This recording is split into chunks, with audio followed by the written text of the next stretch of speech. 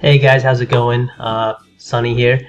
Today I wanted to make this video so I can talk to you a little bit about the importance of fees when it comes to investing, especially in your 401k. So I made this little slideshow here. You can probably see it. A quick lesson on how fund fees can make a dramatic impact on your investment return. But before we get into it, I wanted to tell you a little story of Tim Ferriss. If you don't know him, he is a New York Times best-selling author multiple times over. Around the time he launched his first book, he found himself at a Berkshire Hathaway shareholders meeting, and he was fortunate enough to ask Warren Buffett a question. And he asked him, Warren, if you were 30 years old again and you had $100,000 in cash, what would you invest in? What stocks would you pick? And Warren simply replied with, what do you do for a living? And Tim said that he's an author and an entrepreneur. So Warren just said, put it in a low-cost index fund and get back to work. And the reason why he said that is there's two reasons why. So one, he learned that from his mentor, Benjamin Graham.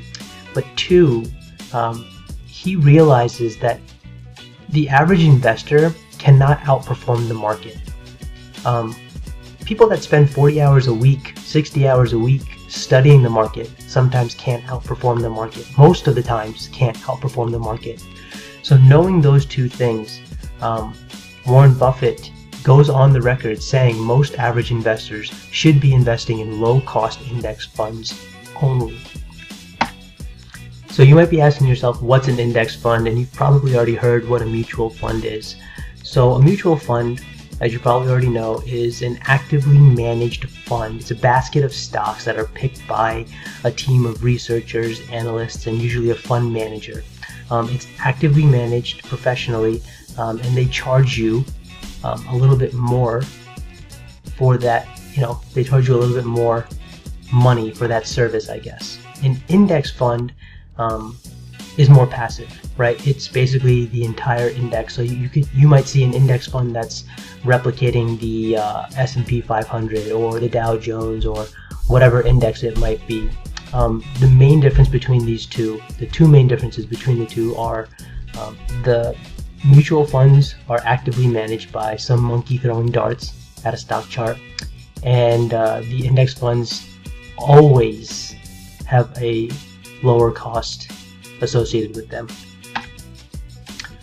So my wife's company actually provides a 401k contribution plan through Fidelity Net Benefits. Your company might do something differently. It could be through Vanguard, Charles Schwab, T. Rowe Price, TD Bank. The main point I want to get across here is just look for a low-cost index fund that's available to you. So what I'm about to show you, some of the fund names might not look familiar, but just keep in the back of your head that what you're going to want to look for in your particular 401k is the low-cost index fund. So here I wanted to compare some fees that we see in in my wife's 401k plan. Here we have the Virtus Vontobel Emerging Markets Fund. That's the highest cost fund that's available to us. Their 10-year return is 5.5%. The lowest cost fund available to us is, of course, the index fund, the Fidelity 500 index fund. That mirrors the S&P 500. That costs 0.015%. That is super cheap, right? That 1.29 divided by 0.015, it's 86 times less expensive than this Virtus Vontobel Emerging Markets Fund, and also the 10-year return is almost double. I'm going to go to the next slide really quickly just to show you how I sorted these out. So this T. Rowe Price New Horizons Fund, which is the highest return fund over the past 10 years, is 16.62%. When we sort the data by the highest return, that's what shows up. It's a 0.78 expense ratio, and I'm going to show you the calculations for all of this in a bit, but what I really wanted to do was just show you the difference between the low-cost fund, which is 0.015% and yields 10.84% over the past 10 years, and this high-cost fund down here, which is this Virtus one, 1.29%, and only yielded 5.59%. I mean, these are the highest cost funds here, and none of them yielded the same thing that the S&P 500 did.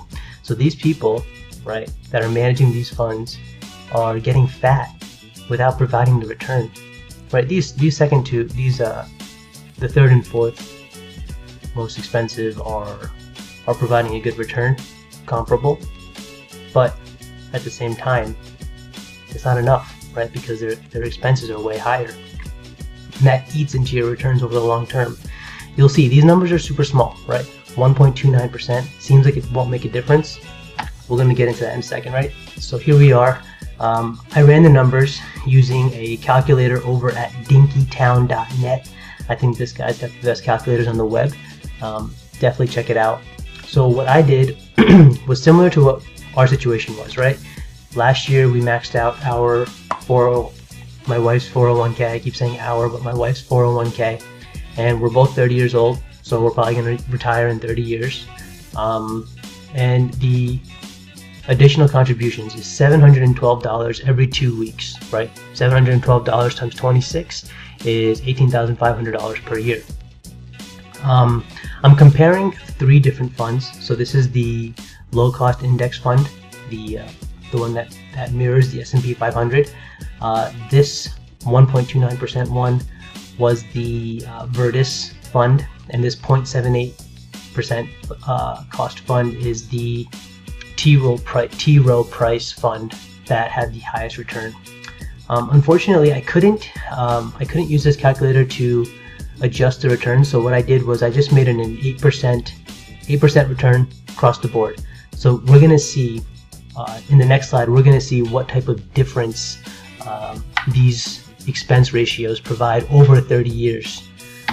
So in the S&P 500 situation, our 30-year return would be $2.36 million, right? Not bad. With the highest cost fund, this is that Virtus fund, their 10-year trailing average was 5.5, bumping it up to 8 here, right? We'd be at 1.847. So 1.29% expense ratio versus the 0.015% expense ratio. That's $515,000 over 30 years. That's crazy. This guy falls right in between, right? 0.78. Still, huge difference. $326,000 over 30 years. That's $10,000 a year, right? Obviously, look, we're looking at 8% flat across the board. This third column over here, this fund has been doing pretty well, 16% over the past 10 years. Who knows what happens in the future, right? Past performance is not indicative of future results. It could go down, it could go up. The S&P 500 could go down, it could go up, and hey, this first one, this Virtus one, could blow all of these out of the water. But what we really need to do is focus on what we can control, right? Like I said, past performance is not indicative of future results. So we can't really control what the returns are going to be, and I wouldn't normally suggest looking at prior or historical returns to see or to bank on that happening in the future as well. But so right here it says the T. Rowe Price fund outperformed the Fidelity 500 index fund. Right, we know that T. Rowe Price was at 16 and change, and the Fidelity 500 index fund was at 10 and change.